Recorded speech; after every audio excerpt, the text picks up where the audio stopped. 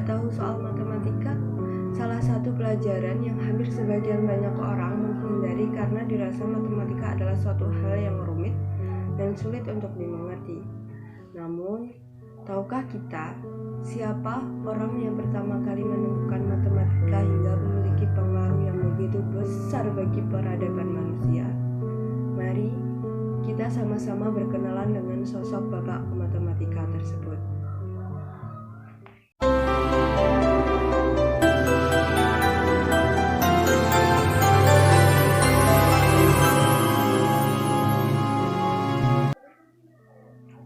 Tepatnya pada tahun 164 Hijriah atau 780 Masehi yang lalu, di salah satu daerah di provinsi Khorasan Persia atau sekarang yang menjadi Khiva, Uzbekistan, lahir seorang tokoh ilmuwan muslim yang hasil temuannya mampu membawa peradaban yang begitu besar bagi umat manusia. Beliau adalah Muhammad ibnu Musa al-Khawarizmi atau beliau sering juga dikenal sebagai Abu Abdullah Muhammad bin Ahmad Yusuf. Dalam dunia pendidikan, Al-Khawarizmi merupakan seorang tokoh Islam yang berpengetahuan luas. Hal ini dibuktikan dengan pengetahuan dan kemahiran beliau yang bukan hanya pada bidang matematika namun juga pada beberapa bidang lainnya. Adapun beberapa penemuan beliau pada bidang-bidang lainnya tersebut yaitu yang pertama, pada bidang matematika, beliau menemukan aljabar, trigonometri, algoritma, serta bilangan nol. Sedangkan pada penemuan di bidang astronomi, beliau menulis kitab Al-Amal bin Al-Ustarlaq, kitab Jadwal An-Nujum wa Harokatuha, kitab As-Sinfin, atau kitab yang memuat tentang diagram astronomi, serta Al-Khawarizmi juga ikut andil dalam mengukir lingkaran bumi dan lain sebagainya.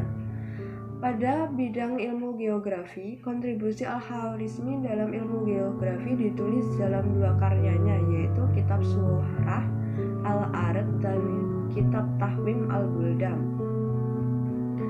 Pada saat masa kecil, Al-Khawarizmi kecil dibawa oleh orang tuanya untuk pindah ke sebuah daerah di selatan kota Baghdad.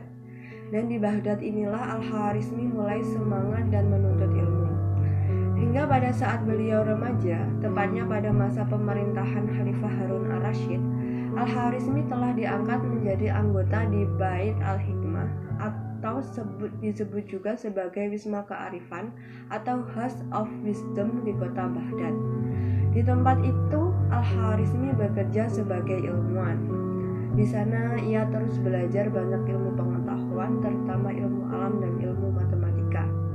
Semasa hidupnya, Al-Khawarizmi telah terus mengabdi dalam bidang pendidikan dan juga riset keilmuan. Dalam hal itu membuatnya sangat terbuka pada sumber-sumber ilmu pengetahuan dari manapun, baik dari Yunani, India, bahkan Romawi sekalipun. Kecintaan Al-Khawarizmi pada pengetahuan tersebut mendorongnya untuk mempelajari bahasa Sanskerta dan juga bahasa Yunani. Setelah mahir dan menguasai bahasa-bahasa tersebut, Al-Khawarizmi kemudian mulai menerjemahkan beberapa buku. Di antaranya yaitu buku India yang berjudul Siddhanta yang berisi ilmu astronomi yang ia terjemahkan ke dalam bahasa Arab. Kemudian buku berisi ilmu geografi yang ditulis oleh Ptolemeus, seorang ilmuwan Yunani pun berhasil ia terjemahkan. Karena kemampuannya dalam menerjemahkan buku-buku tersebut membuat pengetahuan dan pemikiran Al-Khawarizmi dalam bidang sains semakin cemerlang.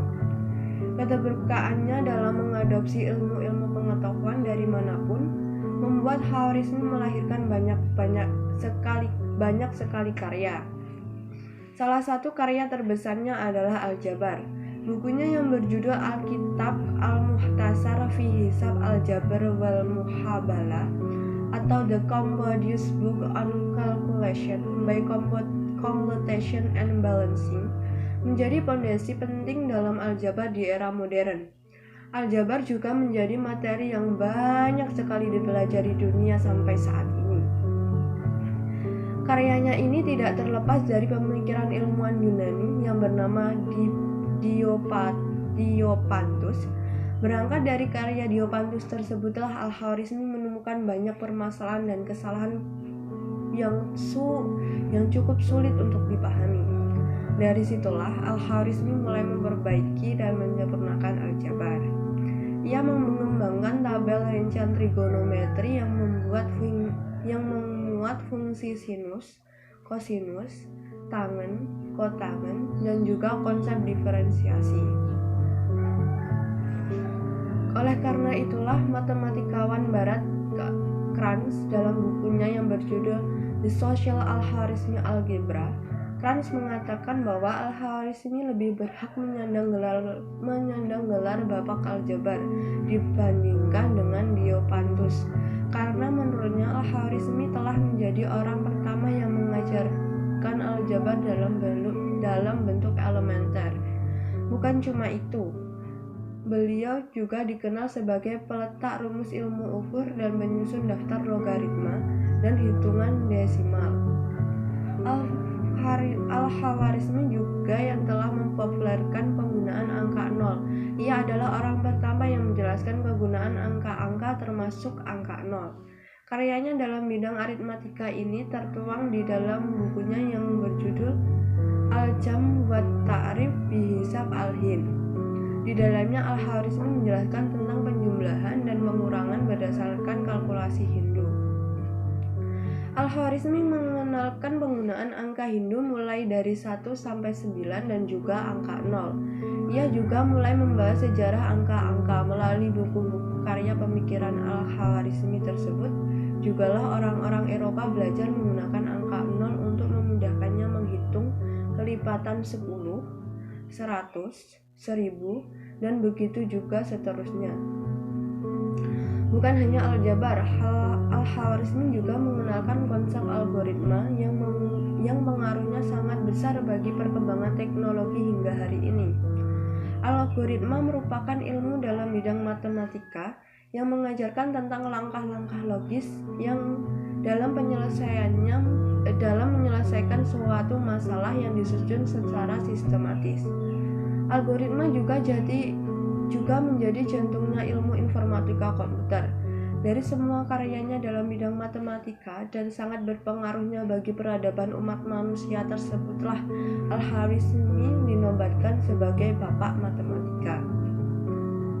Begitu yang dapat saya sampaikan tentang sosok Al-Khwarizmi, bapak matematika dunia. Apabila ada salah dan kurangnya mohon maaf. Wassalamualaikum warahmatullahi wabarakatuh.